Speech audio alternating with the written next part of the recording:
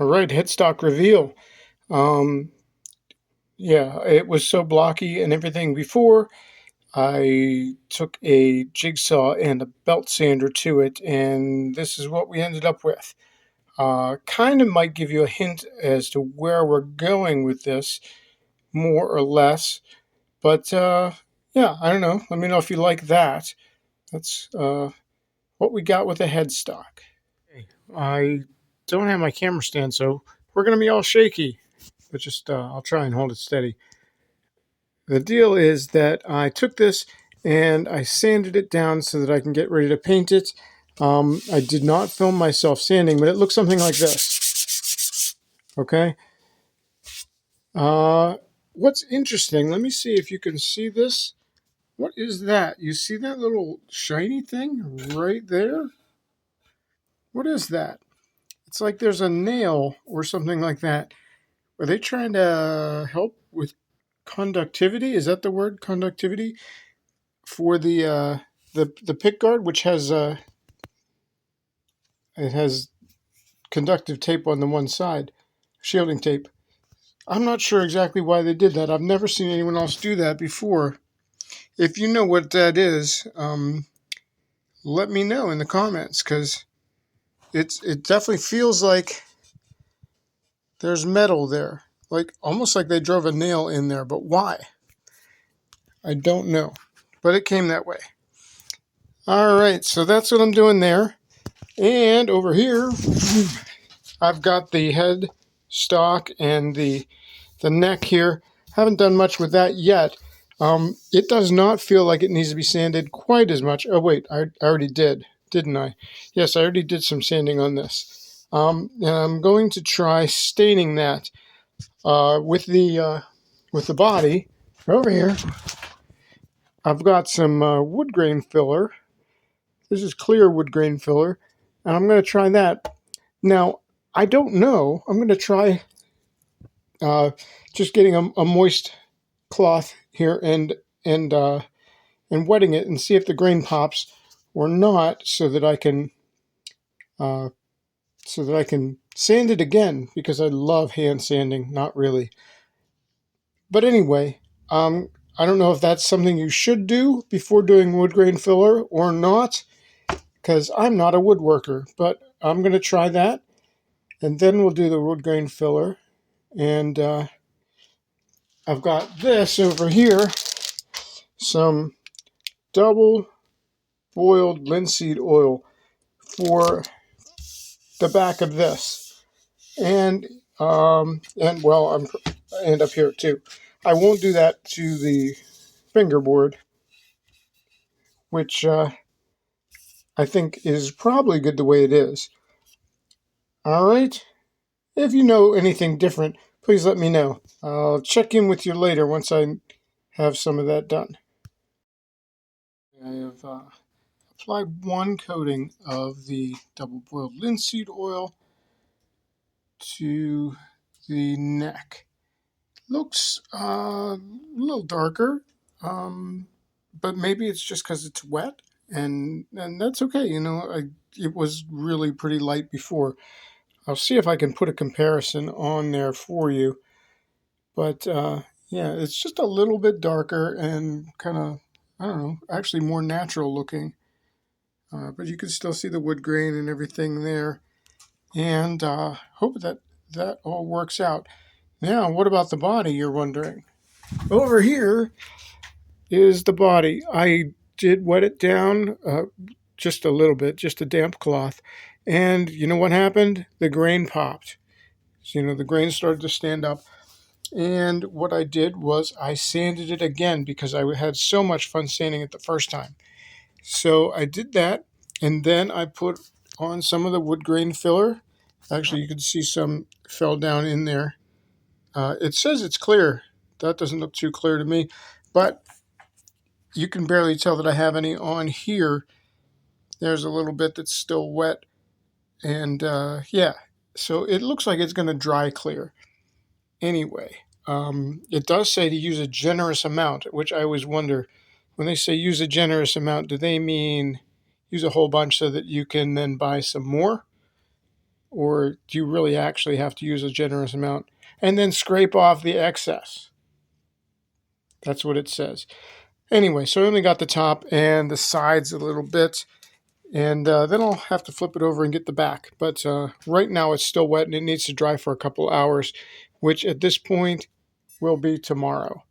So I'm going to take a break until then, come back, see what we need to do. Maybe another coat of the linseed oil over here, and whatever we need to do with the wood grain filler. Probably sand it again because it was so much fun the first 2 times. As I said before, I have some plans for the Pickguard. This isn't the end result, but I did spray paint it silver because that's step one. All right, this is an idea I got from Duncan Custom Airbrush, and it's going to be cool, I think. Over here, we've got the neck. I put a second coat of the boiled linseed oil on it just because, well, I thought it might look nice. It already looks nice, actually. And I was gonna try to find a before picture so you can see what the color was before. But you know what? It's this. It looked like this before because this is the body. They look pretty much the same. All right. So yeah, it has turned it a lot more vibrant and a little bit darker. So that's pretty cool. The second coat here is still wet. All right, onto the body with the wood grain filler. It's filled, I guess. There are different places here. It looks really smooth over here. Okay, over here, there's a different piece of wood. It's easy to tell right here where they are. See, there's a different piece there, and this piece does not look quite as smooth as the other one, but it feels smooth. So that's what happened with the wood grain filler. There's another different piece over here. It seems to have accentuated the different pieces a little bit. I did not do anything to the back yet, but I guess I'll do the same thing. Why not? And I pretty much got the sides while I was doing the front. And I guess that'll be the next step. Will be to put some wood grain filler on the back. Okay, well, here's what we got. This is my Pickguard, and I'm thinking maybe I'll just do the rest of the body in this same style. Yeah, it looks like it's wet. It's not, actually. Okay, let me see here. Can we zoom in so you can kind of see that? Yeah, all right. It looks 3D and looks wet. It's just the way that it was done. And I'll link to the video that showed me how to do that. But it's a pretty cool effect, looking like water drops. And well, right now it's just got a clear coat on it. It's drying, and we're going to let that happen, of course. And so I put 2 clear coats on it. This is the second one. Maybe I'll just do like a different background on the second one, so that like this is silver, and maybe I'll do something darker so that this stands out against it. Maybe I'll do black, or we'll see what I got. I'm not sure yet, but we'll see what that looks like, and then we'll go from there. Okay, so I thought I'd show you what I'm doing with this paint job here. I've painted it red. It's a couple coats of that. And you'll notice that I also routed it out so that it's basically a swimming pool route, because I'm going to need a little bit of extra room than originally, like a regular Strat. So got 2 different spray paints here. I've sprayed it with water already, so there's droplets on there. You can kind of see them if I zoom in. Well, yeah, you can see some water droplets there. And yeah, so they're just kind of sitting on the paint right now. And I've got some white. I'm running out of white, but that's okay. And I'm just going to go here at an angle like almost flat. So I'm just trying to get like a side spray here, like this, just across there. And we get a light coat of that. And then that's on the uphill side. Right, then I'm going to come on to the other side, the downhill side, and I've got black. And I'm going to do the same thing. Yeah, try and get all those drops. I'm just trying to get the sides of the water droplets, basically. And when that dries, it will leave that, it'll be flat, but it will leave the water there, water droplets looking like they're 3D, but they won't be.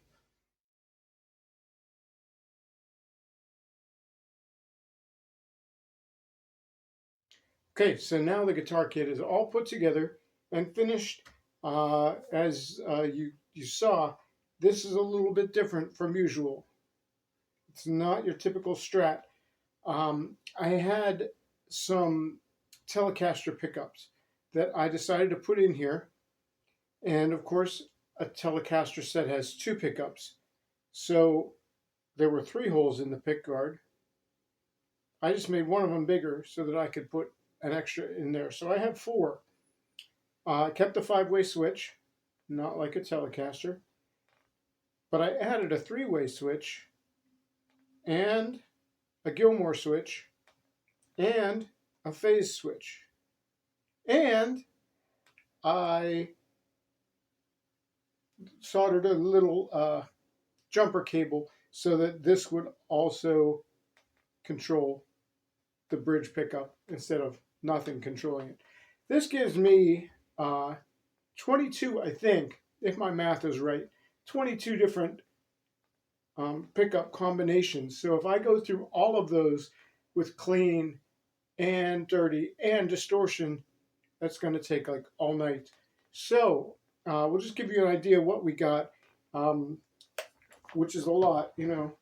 Okay, let me turn this up so we have some sound here. Let's fix this just a sec. There we go. Yeah. Okay, we've got clean here, and it's just the bridge. So if I go like this, it's just the bridge. Typical Tele sound, you know. I can, you know, all the. But if I do this, it's going to give us the Gilmore switch, right? So that's going to put this on here as well.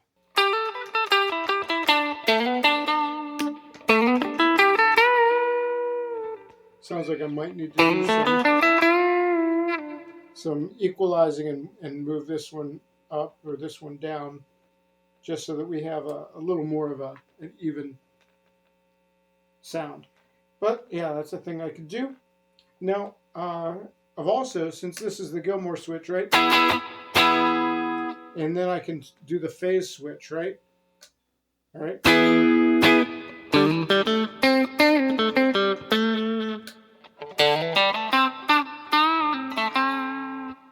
Different in phase and out of phase, right?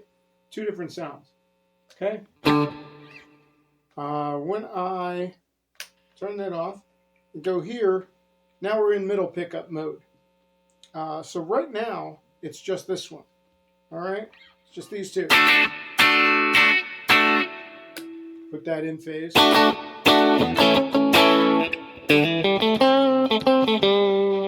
We're out of phase, you know. And if I go like this, then I've got both of them. All right? So this is just the controls for this. And of course, if it's this, then it's this one and this one. Change the phase.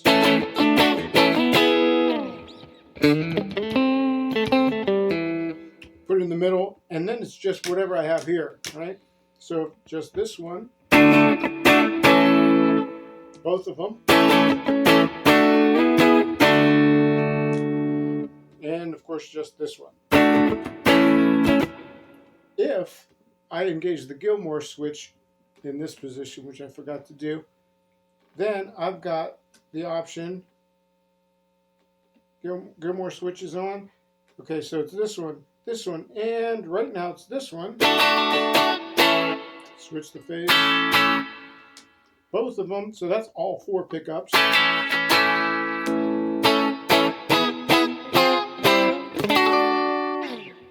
And just these 3, not this one. Wow. Go over here to position 4, and we're using this one. Gilmore switch doesn't have to be engaged. If it is, it's still just going to use this one plus whatever else. So right now, this one and this one. And the phase isn't going to do anything because it's just a phase on that bridge pickup. All right. These 3. And just these 2.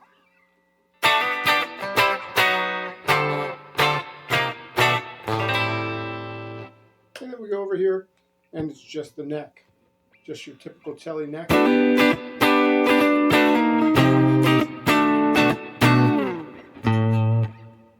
That's what we got, all right? Now we can, of course, that was not the button I meant to push.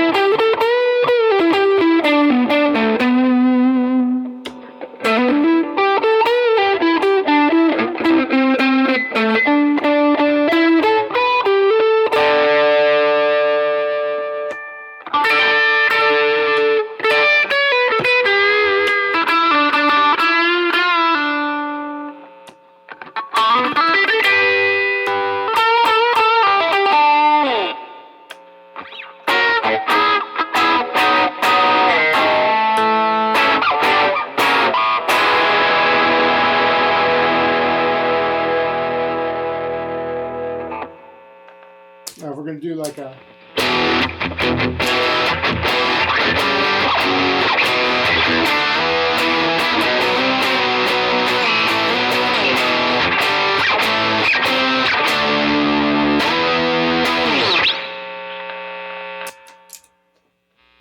some of the pickup combinations buzz and some of them don't. Well, these are all single coil pickups.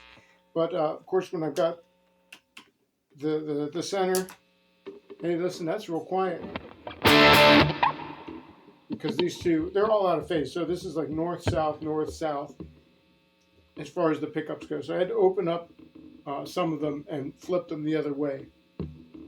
Well, open up these and flip one of these the other way. I forget exactly which one was north and which was south. But yeah, I know that this is north, south. And so that's pretty cool.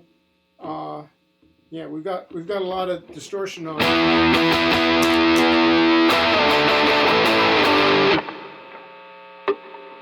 And yet still not a whole lot of buzz. Unlike if I just go to the just that much buzz from the single coil bridge. They are Alnico pickups. I don't remember the brand. I'll have to put that in the description. I've had them sitting around here for a while, and now I finally used them. Okay. Anyhow, let me know what you think. Do you need to have 22 or however many it was different tonal options in one guitar? Who knows? It's going to take some time for me to get used to exactly which one sounds like. Each one sounds like, so that I can know when to use which one. Some of them don't sound very Telecaster-like at all, and some do. Of course, this patch is more of a. I'm using my Helix here, and it's more of a Vox AC30 type of sound. So it's I don't know, not the most Telecaster-ish type of amp to use, but yeah, it depends on what amp I'm using. It kind of sounds really Tele-ish in places and really different in others. Like this middle thing here with both of them, it's very humbucker like, you know.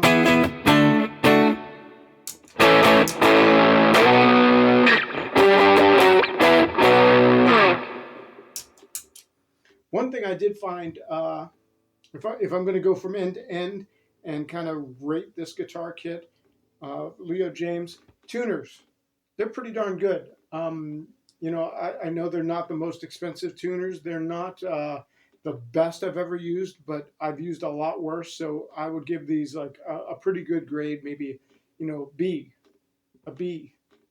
All right, so pretty good. You know, here's a B for you. All right, the nut, it was extremely high. I had to file that down, all these nut slots, quite a bit to get it to where, you know, I had it in tune, and then I would like play an open chord, and it was way out of tune, like that, without me bending the string, just playing.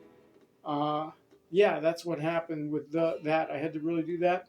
The frets, really good. I did not polish them. They look pretty shiny. The neck feels good. Yeah. It came with these locking strap locks. That's what they are. Strap locks, pretty good. They work pretty well. You know, I don't know if I would want to use these if I was recording, because, you know, if I've got a lot of, they make a little bit of sound. But yes, you might not want to do that, but you're probably not jumping around in recording. Hopefully not. Anyway, pickups. Well, the pickups that came with it, you heard them in the other video. If not, I can link to that, and they are okay. Not amazing. You know what? I don't even have the trem in here to try it.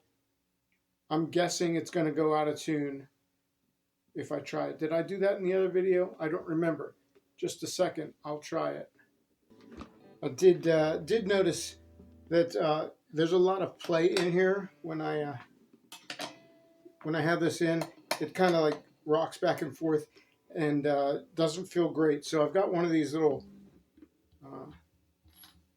springs that did not come with it. We may have to. There we go. So that. No. There we go. So I can do this. Actually, that fixed the problem.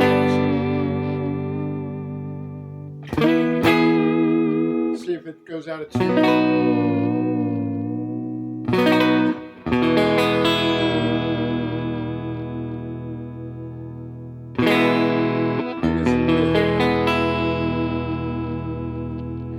Okay, but along with the bridge, these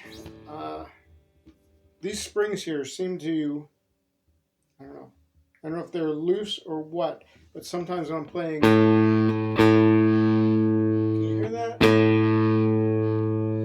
Or is it just me?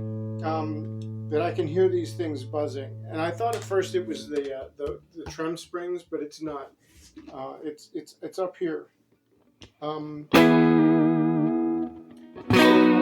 a little stiff, but not bad.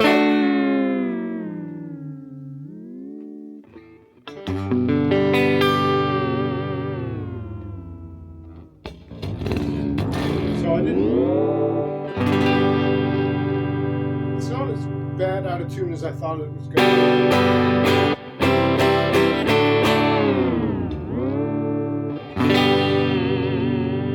be. Stock strings were okay, but again, I've used better. These are D'Addarios, and I like those. So yeah, I'm using those right now. What else to say about this? It was pretty easy to put together. The pre, um, you didn't have to do a lot of soldering. Well, I did because I completely changed this around, didn't I? But if you wanted just the stock thing and didn't want to change the pickups or anything, you didn't have to do any soldering because everything was just kind of plug and play. You plug in the part that goes to the ground, that goes to the trim claw, and you had to plug in the part that goes from the switch or the volume pot to the output, and that's just plug in and go. So that was pretty easy. Yeah, that's where we are with this. Any thoughts on that? Let me know in the comments. Hope you like it. What would you do with a guitar with 22 different tonal options? Let me know. And well, I'll see you later. I've got another one to do right after this, so I'll be uploading that as well. Until then, take care, and as always, God bless.